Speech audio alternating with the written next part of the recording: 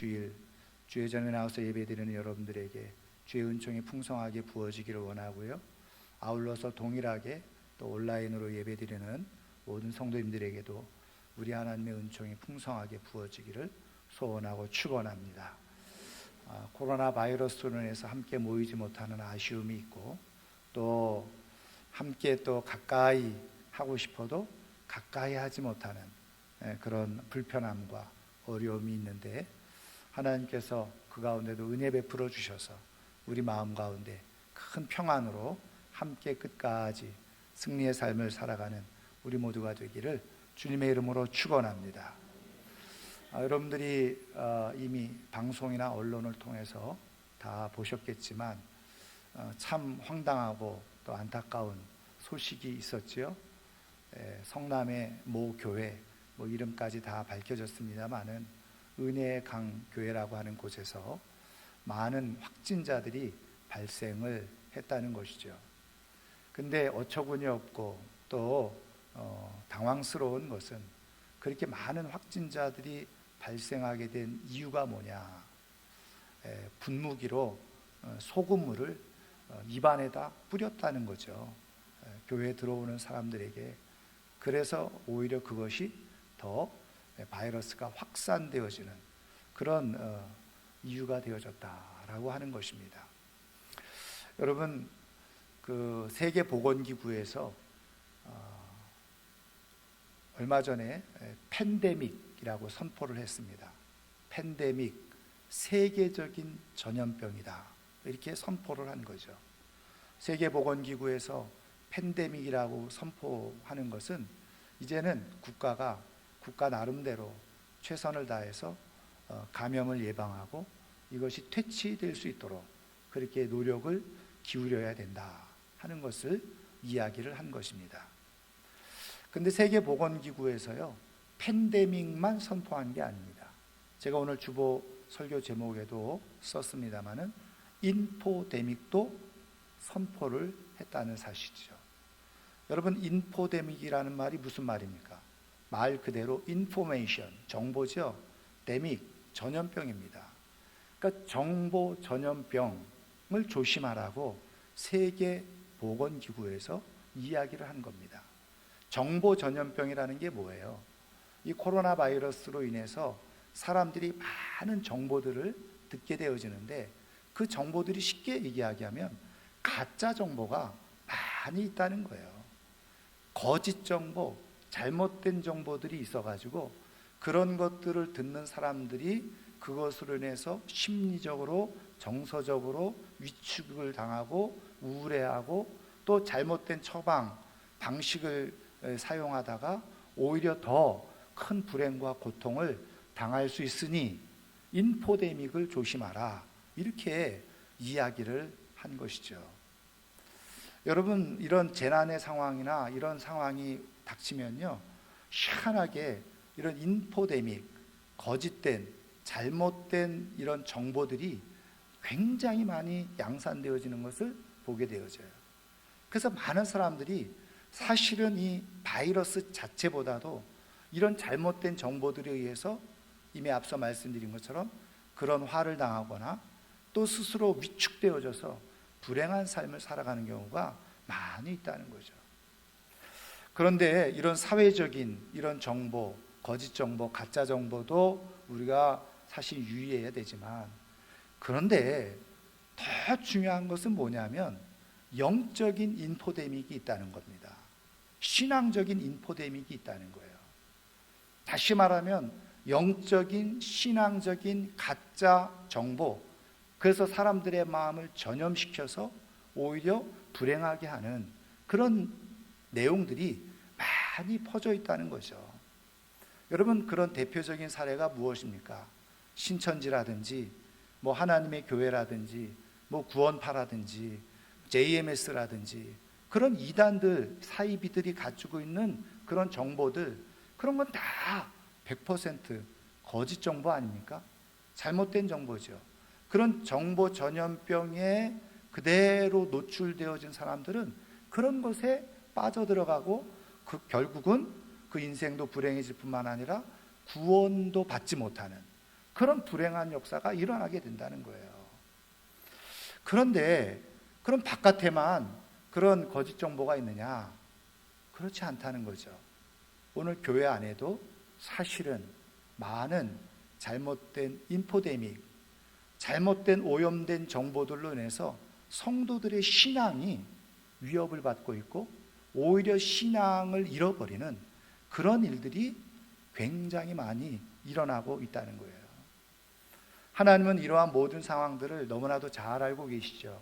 그래서 우리로 하여금 이런 거짓되고 잘못된 그런 신앙 정보, 그런 것으로 인해서 우리가 위축을 당하고 그리고 스스로 불행을 자초하고 어려움 가운데 떨어지는 그런 인생이 아니라 그런 것들을 잘 분별하고 구별해서 건전하고 건강하고 올바른 신앙을 갖고 살아가도록 우리에게 말씀해 주시는 분이 바로 우리 하나님이신 줄 믿습니다.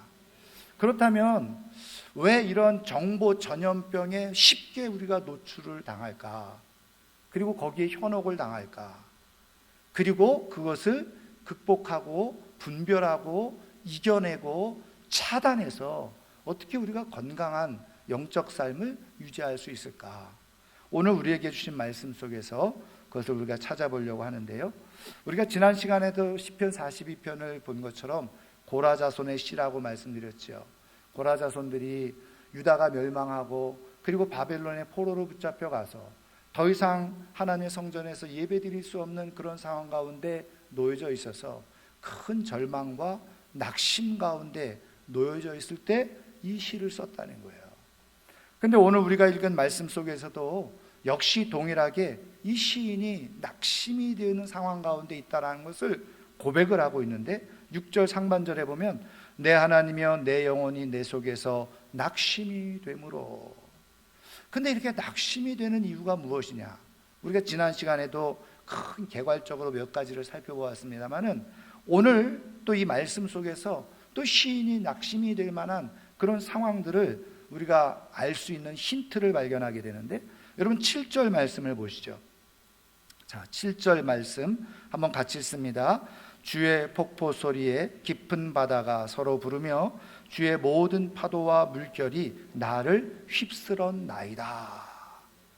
여러분, 제가 이 말씀을 이렇게 보면서 다른 번역을 이렇게 찾아봤어요. 그 가운데 제가 참고로 하는 번역 성경이 뭐냐면 유진 피터슨 목사님이 쓴 메시지 성경이라는 성경입니다. 여러분, 우리가 지금 사용하고 있는 이 성경은 사실은 우리나라 기독교 공회라고 하는 곳에서 여러 신학자들이 모여서 성경학자들이 모여서 성경을 함께 번역을 한 거예요. 그러니까 상당히 오류가 당연히 적겠죠. 그런데 성경 번역서 중에는 사역이 있습니다. 사역. 개인 한 사람이 성경 전체를 번역해 놓는 그런 것도 있어요. 대표적인 것 중에 하나가 현대인의 성경, 이런 것이 사역이죠. 한 사람이 그냥 성경을 번역한 겁니다. 그런데 제가 말씀드린 이 메시지 성경이라고 하는 것도 유진 피터슨 목사님이 혼자서 성경 전체를 번역해 놓은 겁니다. 그것은 공적인 자리에서 사용할 수는 없어요. 왜냐하면 개인적인 사역이기 때문에. 공적인 그 성경은 여러 사람이, 여러 신학자들이 함께 모여서 감수하고 결정한 것을 우리가 채택해서 공적인 성경으로 사용하고 있는데, 어쨌든 이 개인적으로 번역한 번역은 개인이 읽으면서 조금 도움을 얻는 그런 측면이 있죠. 근데 어쨌든 유진 피터슨이 목사 쓰신 이 메시지 성경을 보니까 이 구절을 이렇게 번역을 해놨어요. 포마를 일으키는 급류를 따라 혼돈이 혼돈을 부르며 이어지고 부서지는 파도, 주님의 거센 파도가 우레처럼 달려와 나를 휩쓸고 갑니다. 이렇게 번역을 해놨어요.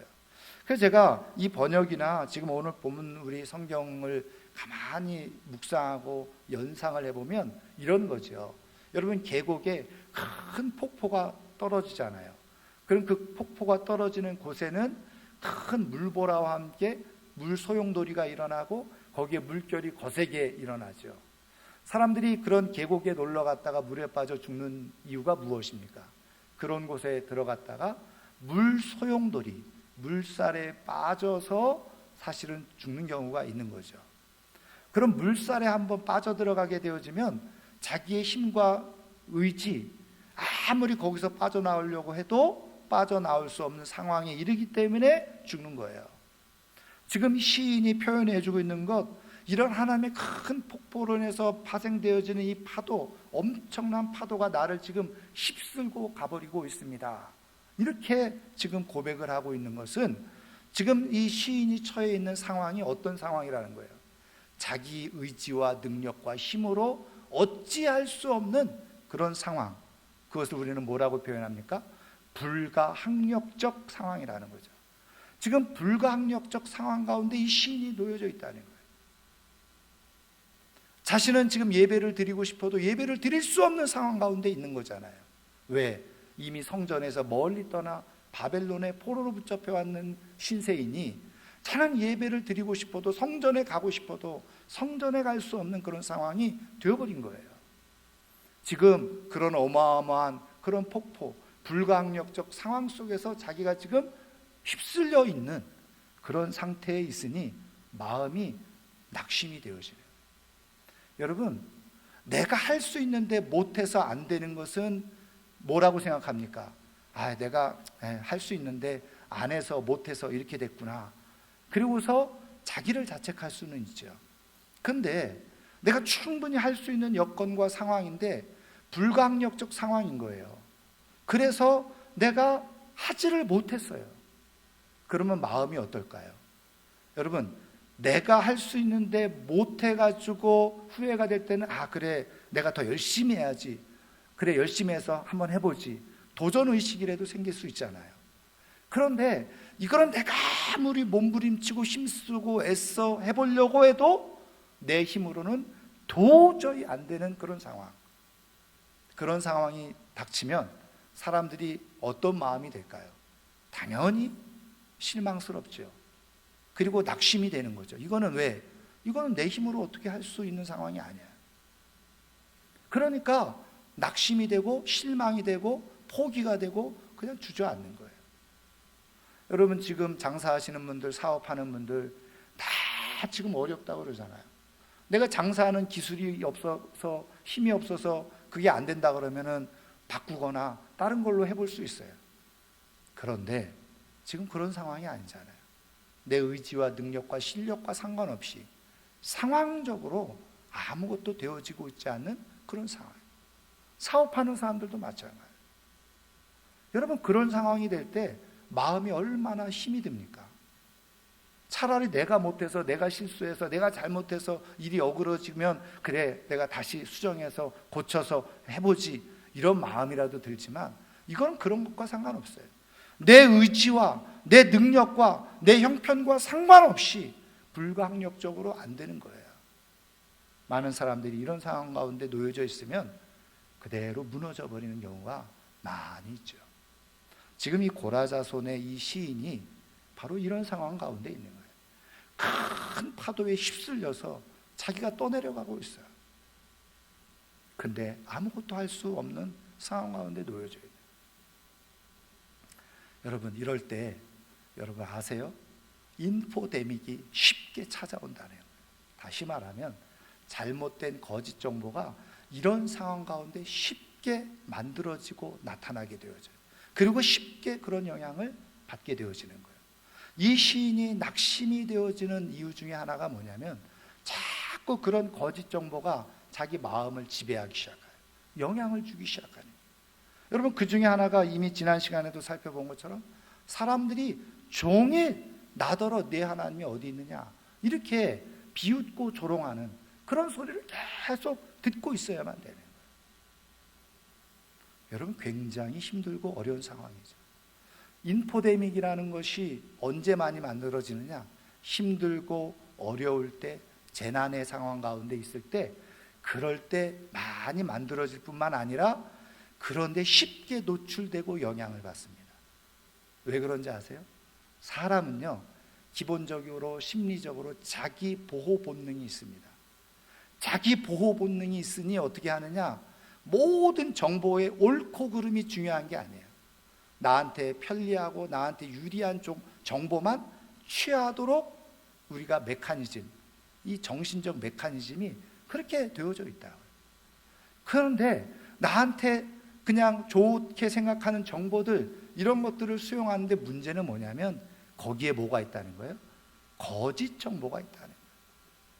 잘못된 정보가 거기에 있다는 거예요. 많은 사람들이 그것에 영향을 받고 있다는 거예요. 여러분, 지금 시국이고 상황인데 말씀드린 것처럼요, 뭐 정부 차원에서 뭐 국무총리까지 나서서 다 뭐 종교 예배 중단하고 뭐 난리가 지금 나고 있잖아요. 여러분, 희한하죠. 문제의 근원은 어디서부터 시작됐어요? 사실 신천지라고 하는 잘못된 집단에서부터 이것이 확산되기 시작했잖아요. 그런데 지금 주 공격 타깃이 어디로 변질되어졌느냐? 기성교회로 변질되어져 가고 있다는 거예요. 제가 오늘도 지금 이 문자 받은 내용이 뭐냐면, 지금 한국교회에서 공식적으로 지금 한국교회가 5만 5천 교회가 있어요. 5만 5천 교회에서 지금 이 코로나 바이러스에 대해서 나타난 교회들은 한 12세 교회 정도밖에 되지 않아요. 5만 5천 교회 중에 12개 교회. 그런데 그 12개 교회 중에 잘 들으세요. 예배 시간에 오염된 사람은 단 한 사람도 없다는 거예요. 은혜의 강교회, 제가 말했죠. 거기는 이미 잘못된 그런 방법으로 잘못된 처방을 했기 때문에 문제가 발생한 거지, 정식적으로 손 소독을 하고 거리를 두고 마스크를 하고 최대한 방역을 한 데에서는 한 번도 오염이 일어나지 않았다는 거예요. 그거를 지금 다 통계를 내고 있어요, 우리 교회, 한국교회에서. 그런데 왜 정부에서는 계속 예배를 중단해야 된다, 예배만 트집을 잡고 있는 거예요? 이유가 뭘까요? 여러분, 한 가지 사례만 제가 말씀드릴게요. 우리 교단 교회니까 서울 명성교회 부목사가 청도에 장례식에 참여했다가 오염에 감염이 됐다고 그랬죠. 그래서 그 교회 다 폐쇄하고 거기에 함께 했던 사람들, 같이 예배드렸던 사람들 다 검진을 했잖아요. 그리고 그 부목사하고 함께 그 아파트 엘리베이터 탔던 그 공무원도 확진됐다고 그랬잖아요. 언론에서 얼마나 시끄럽게 떠들어댔어요. 2차, 3차 재검을 했더니 다 음성 판정. 교인들 한 사람도 감염된 사람이 없어요. 여러분, 그런 정보 알고 계세요? 언론에서 그런 얘기는 하나도 하지 않아요. 13개 교회 중에 정식 예배를 통해서 감염되고 오염된 사람 한 사람도 없어요. 물론 말씀드린 것처럼 잘못된 방식, 은혜의 강교회처럼 잘못된 방식으로 그렇게 했던 교회, 그리고 거기에 신천지 있는 사람들이, 속해 있는 사람들이 함께 있었기 때문에 그런 일이 발생한 거죠. 근데 교회들마다 얼마나 방역을 철저하게 하려고 하고 그걸 차단하려고 하고 얼마나 애씁니까? 그런데 거기에다 대고 강압적으로 교회에 예배 중지 명령을, 행정명령을 내린다고요? 뭔가 굉장히 숨은 의도가 여기에는 있는 거죠. 우리가 영적으로 잘 분별하지 않으면요, 우리는 엄청난 지금 사실은 착각을 할 수가 있는 거예요. 마치 교회가 이 모든 문제의 원상인 것처럼, 예배가 모든 바이러스 오염의 기준인 것처럼, 근원인 것처럼 이렇게 몰아가고 있는 이 시대에 우리가 지금 있다고요.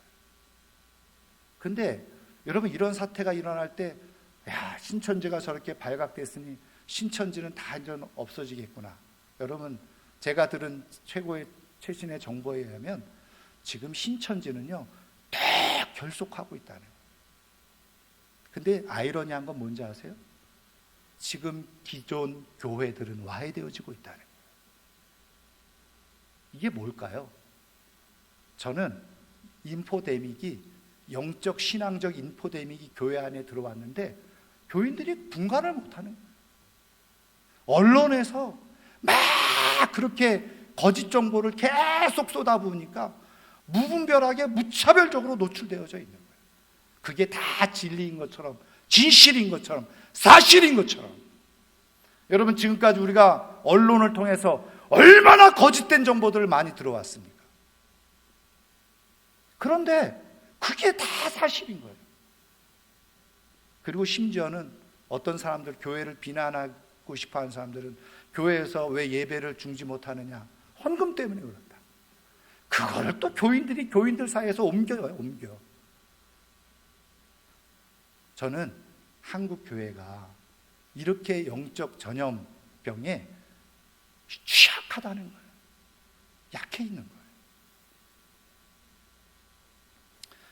여러분, 이것이 우리를 얼마나 슬프게 하고 고통스럽게 해요. 그런데 하나님께서 이런 상황 가운데서 끝까지 우리의 신앙을 온전하고 바르게 끝까지 지킬 수 있는 길을 우리에게 가르쳐 주시고 그런 은혜를 베풀어 주시는데, 오늘 두 가지만 간단하게 말씀드리면, 하나는 뭐냐면 6절 말씀을 보세요. 자, 6절 말씀 같이 읽습니다. 내 하나님이여, 내 영혼이 내 속에서 낙심이 되므로 내가 요단 땅과 헤르몬과 미살산에서 주를 기억하나이다. 아멘. 여러분, 지금 이 시인이 낙심이 되는 상황 가운데서 어떻게 한다 그래요?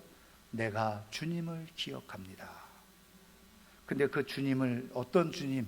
오늘 말씀에 나오는 것처럼 요단 땅에서, 헤르몬 산에서, 그리고 미살산에서. 여러분, 요단 땅이 어떤 땅입니까? 하나님이 주신 약속의 땅, 가나안 땅, 축복의 땅이었죠. 하나님이 친히 세우신 하나님의 나라, 그게 바로 요단 땅이었어요. 그러니까 이 시인이 지금 이 바벨론의 포로로 붙잡혀 와 있으면서 지금 자기의 마음이 자꾸 무너지는 거예요. 거짓된 정보에 자꾸 노출돼서 믿음이 약해지는 거예요. 불안해지고 하나님에 대한 그런 믿음도 점점 약해지고, 그리고 세상 사람들이 자꾸 이 말 저 말 하니까 자기도 자꾸 믿음이 자꾸 그런 것에 헛갈리는 거예요. 혼돈 가운데 있는 거예요. 그런데 이때 내가 요단 땅에서 역사하셨던 하나님을 내가 기억합니다. 그 가나안 땅 조상들을 하나님이 어떻게 인도에 들어가셨는지, 거기에 어떻게 하나님께서 아름다운 제국을 하나님께서 세우셨는지, 거기에 어떻게 하나님이 아름다운 성전을 거기에다 세우셨는지, 그리고 그것을 통해서 받았던 놀라운 은혜와 축복들을 내가 지금 기억합니다. 거기서 역사하셨던 내가 주님을 기억합니다. 헤르몬 산이 어떤 산입니까? 헐몬 산이죠. 요단 땅 맨 북쪽에 있는 가장 높은 그런 산. 그래서 거기는 만년설이에요. 사시사철 눈이 녹지 않아요. 그런데 거기서부터 물줄기가 쭉 흘러내려와서 바로 갈릴리를 가득 채우는 겁니다. 그리고 그 갈릴리 물이 내려와서 사해를 채우게 되어져 있어요. 그러니까 헐몬산은 사실은 우리가 성경에서도 보면요, 가장 하나님의 큰 능력을 표현해주고 있는 산이죠. 그러니까 여기서 헐몬산이라는 건 하나님의 큰 능력의 역사가 나타났던 것을 말하는 거예요. 반대로 여기 미살산이라는 이름은 없어요. 이제 학자들이 찾아본 거죠. 그럼 이 미살산이라는 게 뭐냐? 미살은 바로 히브리어로 작다라는 뜻입니다. 작은 산이라는 얘기예요. 헐몬산, 가장 최고로 높고 가장 큰 산, 그리고 미살산, 가장 낮고 작은 산. 그런데 거기에서 역사하셨던 주님을 내가 지금 기억합니다. 그 얘기를 하는 거예요. 엄청난 기적으로 내 인생 가운데 역사하셨던 하나님을 내가 기억하고, 아니면 작은 소소한 일상 가운데서 내게 베풀으셨던 은혜를, 내가 주님의 은혜를 나는 기억합니다. 여러분, 거짓된 정보에서 나의 신앙을 지키고, 그리고 내가 거기에 노출되어지지 않고 오염되어지지 않고 바르고 정상적으로 온전한 영적 삶을 살아갈 수 있는 비밀 중에 하나가 뭐냐? 내가 주님을 잊지 않고 기억하는. 어떤 주님? 나에게 은혜를 베푸시고 축복을 베푸시고 나에게 구원을 베푸신 그 하나님을 늘 기억하는 거예요. 여러분, 누가복음 15장을 읽어보면 여러분 탕자의 비유라고 하는 예수님의 말씀이 나오죠. 둘째 아들이 아버지로부터 유산을 받아서 세상에 나가서 다 탕진해버리고, 그리고 그가 아무것도 없는 빈털터리 거지가 되어졌을 때 아버지를 생각하고 다시 아버지 집으로 돌아가서 그 모든 잃어버렸던 지위, 신분, 그리고 재산을 다시 다 회복하게 되어졌다라고 하는 이야기. 저는 여러분 그 이야기를 이렇게 가만히 생각을 하고 묵상을 하면서요, 거기 아주 중요한 포인트가 있어요. 이 아들은 자기가 아무것도 없는 그런 상태에서 왜 아버지를 기억하고 아버지께로 돌아갈 마음을 먹었을까? 여러분 기록에 보면은 이 사람이 먹을 것이 없어서 돼지 쥐엄 열매 그것 좀 얻어 먹으려고 했는데 아무도 그것조차도 주지 않아요. 돼지 꿀꿀이죽 좀 얻어 먹으려고 했는데 그것조차도 주지 않아요. 근데 그때 이 둘째 아들이 떠오르고 기억한 게 뭔지 아세요? 아버지 집에는 하인들조차도 먹을 것이 충분하고 풍족한, 그거를 떠올린 거예요. 그 아버지는 어떤 아버지셨느냐? 너무나도 인자하고 좋으신 아버지. 많이 가지고 있었지만 그거를 하인들에게도 다 나누어 주면서 하인들까지도 풍족히 배불리 먹게 하시는 그렇게 풍성하고 좋은 아버지. 그런데 자기가 그 아버지 곁에서 생활할 때를 가만히 추억을 해보니까 아버지가 너무 좋은 분이었어요. 자기가 이렇게 실수를 하고 잘못을 하고 그렇게 문제를 일으켜도 항상 자기를 품어주고 안아주고 용서해주고 보듬어주던 아버지. 심지어는 하인들이 잘못해도 하인들도 다 그렇게 품어주던 아버지. 만약에 이 둘째 아들이 그 아버지가 말이죠, 맨날 화만 내고 야단만 치고 나가 죽어라 뭐 이렇게 말하는 아버지였다고 한다면 그런 상황에서 집으로 돌아갈 마음이 있었을까요? 절대 집으로 돌아갈 마음이 요만큼도 없었을 거예요. 내가 여기서 굶어 죽어도 나는 그런 집구석에는 들어가지 않아. 아마 이렇게 생각하지 않았겠어요? 근데 자기가 정말 고통스러운 가운데서 집을 생각해 보니까 아버지가 너무 좋은 분이에요. 아버지 집에는 풍족해.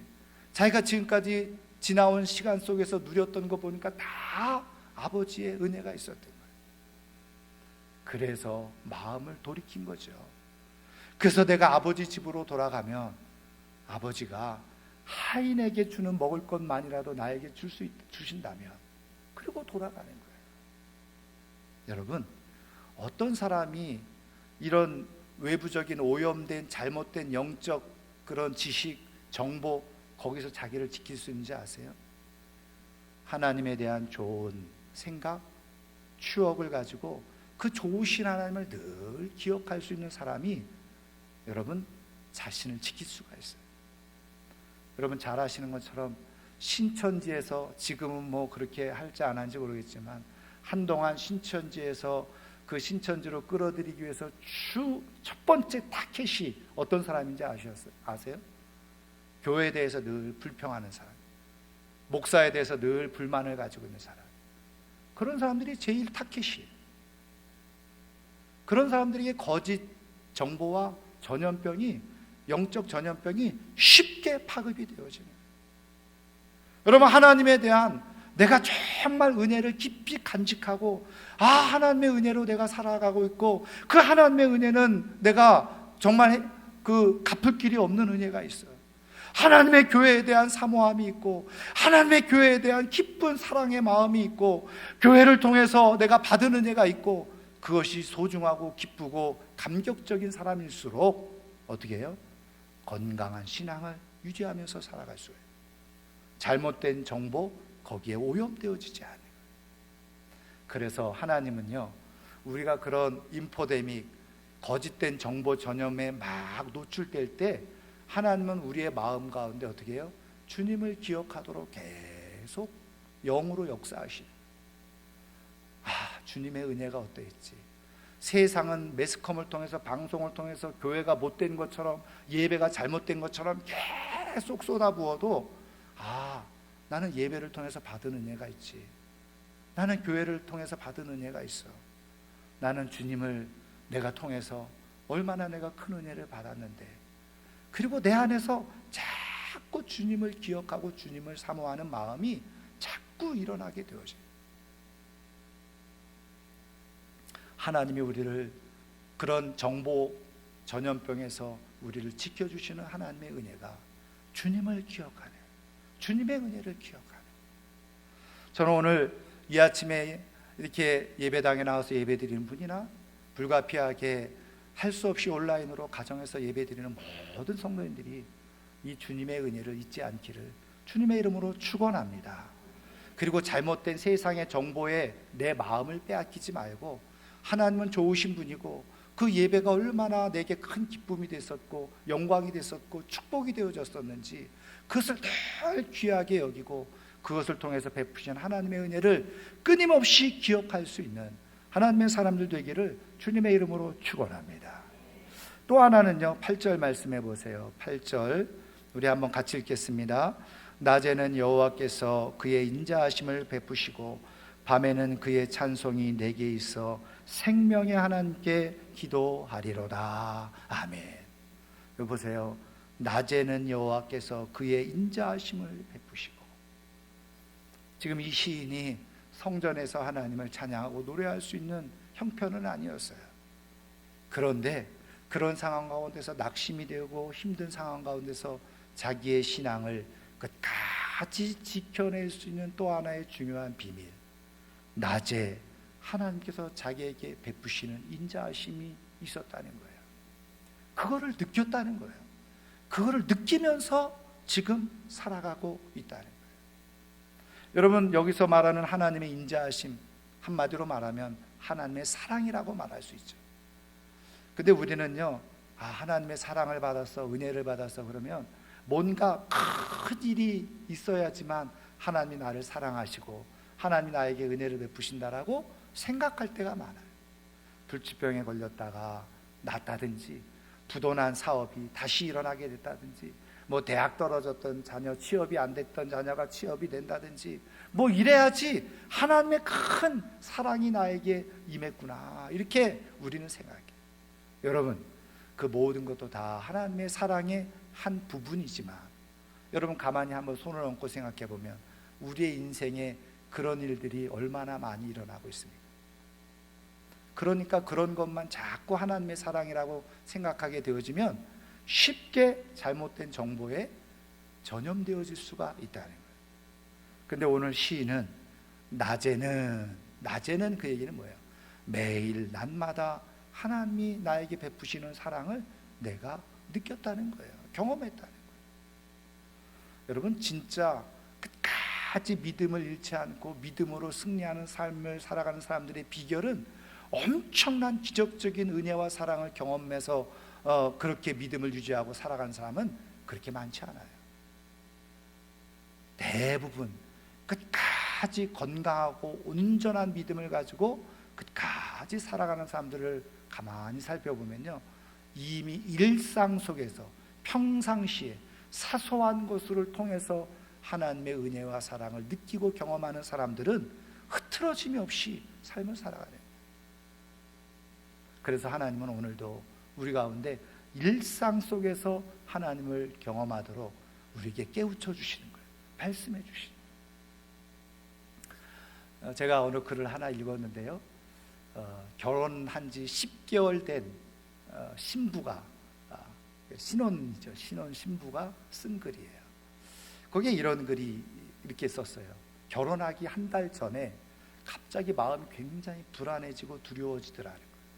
내가 이 결혼 생활을 잘할 수 있을까? 내가 좋은 아내로 살아갈 수 있을까?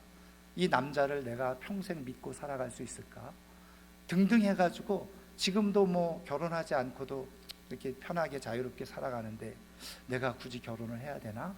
등등 막 이런 생각이 결혼 한 달 전에 밀려오기 시작하는데, 그때부터 자기도 모르게 마음이 우울해지기 시작해요. 결혼을 생각하면 행복하고 기쁘고 좋아야 되는데 그런 생각이 들지 않더라는 거죠. 저는 남자라서 잘 모르는데 여자분들 가운데는 종종 이런 마음 가운데 빠져들어간 분들이 있다고 그러긴 하더라고요. 그런데 그런 막 우울감이 오고 그냥 슬픈 감정이 막 생기고 어떤 기대감이 다 사라져가는 그때에 어느 날 우연히 자기가 거울을 보게 됐는데 자기 팔뚝을 보게 된 거예요. 근데 팔뚝이 너무 두꺼운 거예요. 그래서 이런 생각이 문득 드는 거예요. 아, 결혼할 때 드레스를 입는데 이 굵은 팔뚝이 보이면 얼마나 이게 창피할까. 그래서 이 살이라도 빼고 결혼을 해야 되겠다, 이런 마음이 들었다는 거예요. 팔뚝살이라도 빼고 결혼을 해야 되겠다, 그런 마음이 들었다는 거예요. 그래서 그때부터 나가서 2시간 동안 무작정 걷기 시작했다. 매일 2시간 동안 걸으면서 12km씩 걸었다. 이분이 재미있는 표현을 썼어요. 그렇게 한 달 동안 했지만 살은 빠지지 않았다. 그런데 자기에게 놀라운 변화가 일어나기 시작했다. 자기가 아무 생각 없이 그렇게 묵묵히 끊임없이 걷는데 자기 볼에 그 스쳐 지나가는 바람, 그리고 시원한 공기, 이런 게 다 맞아지는데 그때 문득 이런 생각이 들더라는 거예요. 내가 결혼을 해도 이런 시원한 공기는 맡을 수 있겠지. 내가 결혼을 해도 이런 시원한 바람은 내가 늘 맞으면서 살아갈 수는 있을 거야. 그러면서 그 순간에 하나님께서 자기에게 시원한 공기와 시원한 바람을 공급해 주시는 그런 하나님이 자기와 함께하고 있다는 것이 느껴지기 시작하더라는 거예요. 그래서 마음속에 자기가 큰 평안을 얻었고, 그리고 결혼에 대한 사랑과 그리고 기대를 자기가 갖게 되어지고 회복하게 되어졌다는 거예요. 여러분, 하나님의 사랑과 은혜는 엄청난 기적, 놀라운 기적 속에서 나타나는 게 아니에요. 물론 그런 것을 통해서도 사랑이 경험되어질 수 있지만, 여러분, 진짜 우리의 인생 1년 365일을 살아가면서요, 매일매일 아주 작은 일상 속에서 내가 하나님의 사랑을 내가 느끼고 경험하면서 살아갈 수 있다고 한다면, 이런 거짓 정보, 거짓 전염병에 우리의 마음이 빼앗기지 아니하고 끝까지 온전하게 삶을 살아가는 역사가 일어나게 될 줄 믿습니다. 그래서 하나님은 오늘도 우리의 자그마한 일상 속에서, 내가 어디든 걷고 있는 상황 속에서도 주님이 야, 내가 너와 함께하고 있어 말씀해 주시죠. 식구들끼리 함께 속닥하니 둘러앉아서 식사를 할 때도 주님이 거기 계셔서 내가 너희들과 함께하고 있어, 그렇게 말씀해 주시는 거예요. 내가 누군가 좋아하는 사람하고 함께 만날 때도 내가 그곳에 함께 있다라고 주님은 말씀해 주시고, 언제 어느 상황에서도 주님이 우리 가운데 함께 있음을 우리에게 끊임없이 우리에게 말씀해 주고 있는 거죠. 왜요? 그것이 잘못된 거짓 정보, 전염병에 우리가 마음이 무너지지 아니하고, 그리고 교회에 대해서, 예배에 대해서 부정적이지 아니하고 오히려 그것을 사모하는 마음을 유지할 수 있는 힘이 되어지기 때문에 그렇습니다. 오늘 우리가 이렇게 온전한 믿음으로 인포데믹, 영적 전염병에 걸려들지 아니하고 그것을 다 물리치는 영적 면역력을 키우는 비결은 말씀한 것처럼 이미 나에게 베풀어 주신 은혜를 늘 기억하는 것이고, 매일매일 일상 속에서 나에게 사랑을 베푸신 하나님을 내가 느끼며 살아가는, 성령 하나님께서 오늘 우리에게 그런 은혜를 베풀어 주셔서 이렇게 악한 그런 영적 전염병에 우리가 잘못된 거짓 정보에 오염되어지지 않고 끝까지 믿음으로 승리하며 살아갈 수 있도록 인도하시는 은혜가 우리 가운데 있기를 주님의 이름으로 축원합니다. 이제 말씀을 마치려고 하는데요, 충남 논산시에 가면은 강경읍이 있어요. 저도 아직 가보지는 않았는데 강경젓갈로 유명하죠. 거기에 100년 이상 된 강경 성결교회라고 있는데 제가 나중에 시간 되면 한번 가보고 싶어요. 그런데 그 강경 성결교회에는 아주 특별한 역사가 있다는 겁니다. 어떤 역사가 있느냐면, 일제 치하 속에서 신사참배 거부 운동을 했잖아요. 그 대부분의 교회들은 뭐 목사님이나 장로님들이나 어른 성도들이 그렇게 했다는 거예요. 근데 이 강경 성결교회는 어린아이와 학생들까지도 신사참배 반대 운동에 참여한 유일한 교회였다는 거예요. 그리고 6.25 전쟁 때 북한이 그 지역에 많이 폭탄을 터뜨렸는데, 투하했는데 유일하게 폭탄을 맞지 않은 곳이 바로 강경 성결교회. 그래서 지금도 그 교회가 그대로 유지되어지고, 인민군들이 내려왔어요. 뭐 집집마다 다 수색을 하고 들어가서 난장판을 저질렀는데 강경 성결교회만은 인민군들이 들어오지도 않았고 아무 해를 끼치지 않았다는 거예요. 엄청난 기적적인 은혜와 역사가 이 교회에 있었던 거죠. 그래서 왜 이 교회가 그런 놀라운 그런 은혜의 역사들이 있었나 추적을 해보면 거기에 배경에는 이런 것이 있었다는 거죠. 이 교회를 세우신 분이 존 토마스 목사님인데, 선교사님이죠. 그 지역에 가서 어디다 교회를 세울까 이렇게 다녔다는 거예요. 근데 일제시대였는데 일본 순사가 그것을 보더니 그냥 말도 끝도 없이 붙잡아다가 막 구타를 하고 고문을 하고, 그리고 그냥 재판도 하지 않고 감옥에 쳐넣어버린 거예요. 근데 문제는 그것이 외교적 문제가 되어진 거죠. 그래서 미국에서 이제 일본에게 어떻게 너희들이 그렇게 할 수 있냐, 그래서 이제 압력을 행사하니까 풀려난 겁니다. 그래서 풀려나면서 그 이제 보상금으로 그 당시에 $50,000를 이 토마스 선교사님에게 줬다는 거예요. 그래서 그 돈을 가지고 교회 터를 사고 거기다 교회를 지었다는 거죠. 그리고 거기에 참여하는 모든 성도님들에게 마음과 정신 속에 어떤 마음이 있었냐면, 이 교회는 우리 선교사님이 매를 맞고 억울하게 감옥에서 그 값을 지불한 그 돈으로 세운 교회, 그 정신이 그 교회 성도들 안에 깊이 새겨져 있었다는 거예요. 우리 교회는 우리 선교사님이 매를 맞은 돈으로 세운 교회, 우리 선교사님이 억울하게 감옥 생활한 돈으로 세워진 교회, 그게 성도들의, 장로님들부터 성도들의 마음속에 깊이 영적 유산으로 자리 잡고 있었다. 그래서 어느 누구보다도 정말 교회를 끔찍히 사랑하고 그리고 귀하게 여기고 좋아하는, 그리고 교회에 대한 깊은 자부심을 가지고 있었다.